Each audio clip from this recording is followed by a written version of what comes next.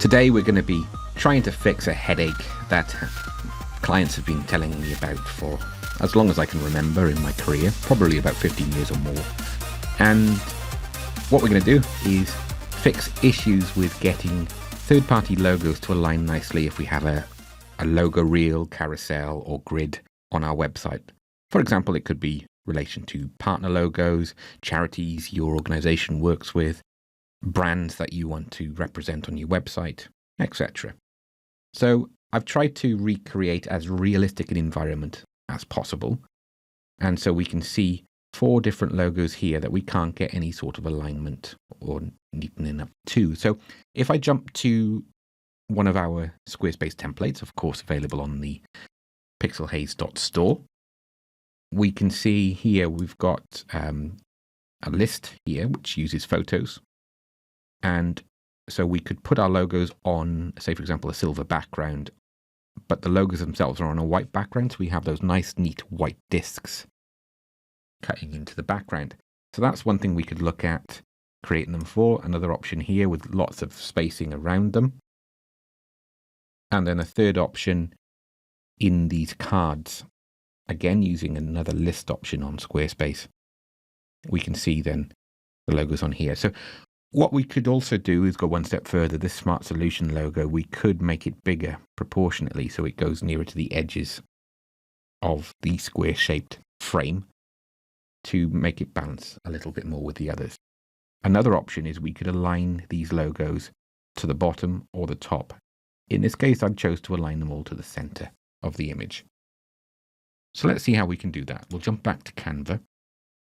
First of all, I've created a logo file type in Canva, so from a logo template, and then it'll just create them 500 by 500 pixels and square. I'm going for square. You don't have to, but what I would recommend before choosing your canvas size is have a look at the logos that you have and see what, and also decide what you want to do with them. If you want to put them in circles, you'll need to start with perfectly square canvases. Now, we can't do this effect in Squarespace directly, because if we use the crop tool, we can't add to the canvas, we can only take away. Whilst with Canva, we can create custom canvases and then move our images around on there. We can also then reduce the image proportionately to the canvas, meaning we have more space around it. So this is why it's often a frustration where clients will go into a website builder image editor, and they're very good, but none of them have this option to create canvases. What I've done here, these are all Canva templates, but I've downloaded and re-uploaded some of these as flat files just to give you a realistic effect of how they're going to look. What do I mean by that? We can't break this particular logo up into multiple layers. It's one flat PNG file that I've re-uploaded and added in. So our first step is, let's try and fix this one. We want them all on a white background in this instance. Without changing the brand too much, how do we achieve that? Click on Edit Image, and the one option is the Background Remover tool. Now this is only for pro users, so for those who pay for Canva, so that effect may not do the job for you, but we're going to use it for us in this instance. Now I'm expecting it not to be perfect. Yeah, we can see it's a little bit fuzzy, but these logos aren't actually going to be this size when we add them in to our website. I think a more realistic size will be somewhere around there. So I think we'll get away with that on that particular instance. Of course, the best solution is to contact your third parties and ask for a brand toolkit or versions of the logo on a transparent background, or even if you just go a little step further and say, we're looking for square logos on a white background, do you have any? And that would be much easier than doing this, but we don't always have the luxury of that degree of flexibility. So here's another really good example. This one, when I've uploaded it, is not a very high resolution for starters, but we're going to need to bring it up a little bit. If I try and bring it to the entire page, we're going to see probably too much fuzziness on the logo. Because you can't add more pixels in. You can only, it's much easier when we're shrinking logos down, when we're subtracting pixels. So Before I go any further, I'm just going to move it to align it. So we saw the purple crosshairs there just to make sure that this logo is centered. But actually, we can also see it's not centered on the original artwork. So that's what we're going to do, is just get it by cropping left and right, get it centered. At this stage, I'm probably going to enlarge it a little bit more. And I'm going to bring it down top of box. Don't really need to do this, but hey, I just like things being neat. So I'm going to duplicate that page, because what we want to do is to create an effect to remove this black background. We also need to change this text from white to black or to a different color. And we want to retain the green color on this part of the brand. So we're actually running through quite a few different processes to get this effect. But it shouldn't take long. So I click on the image once, then click on Edit Image. I could choose the background remover effect, but if we have a look, it's not going to work well because of this being white text and also this being really finicky here. So that looks pretty awful. So we're going to undo that. And instead, we're going to use the duotone effect. Now this is a really nice little trick, and I think this is available on the free plan for Canva as well. So have fun. It doesn't matter which color option you select. So this time, but because we're going to change these colors. So the shadows, I'm actually going to take it from a darker color to counterintuitively go for a white. You can see where I'm going with this. Then black text for the top section.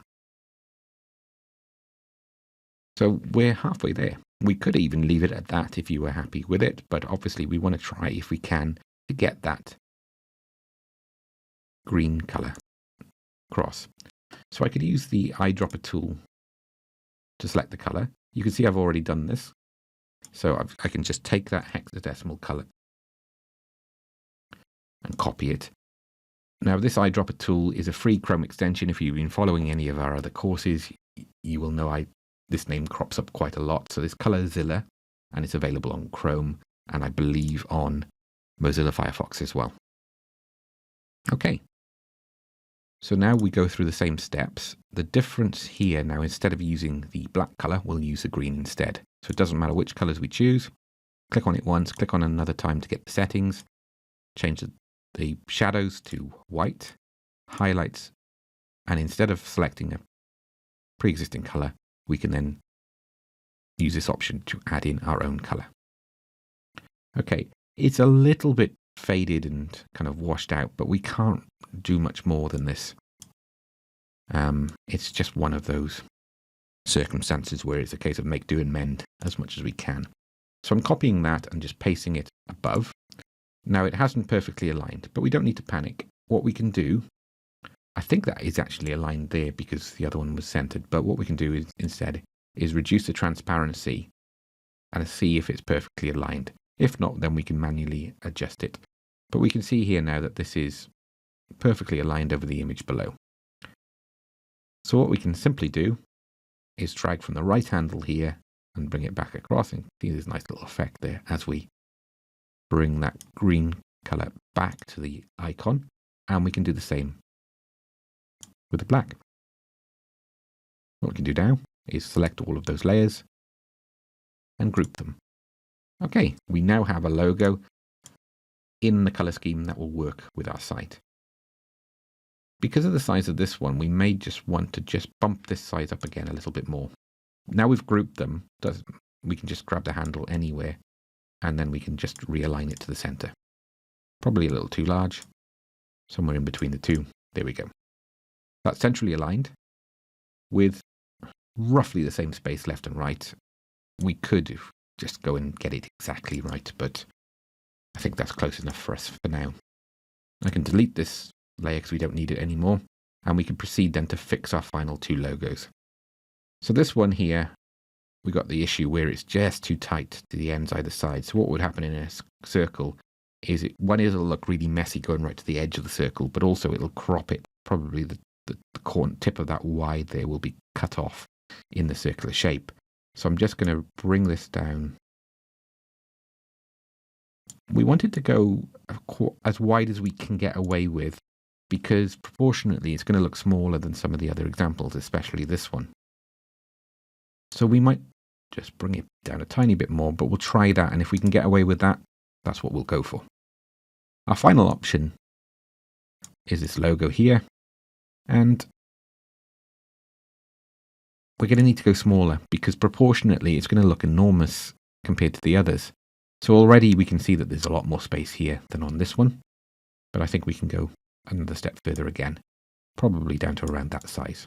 I'm adjusting it by eye, but you can use trial and error to get to a point where you're happy with it. So there we go. We've now got some quite balanced ratios on this logo, this one here a little bit. Then we've got these long elongated logos as well, because if they haven't provided you with an option with the emblem above the text, it's not really our job as a third party to redesign the layout of the logo for them. So we have to make do with what we're given.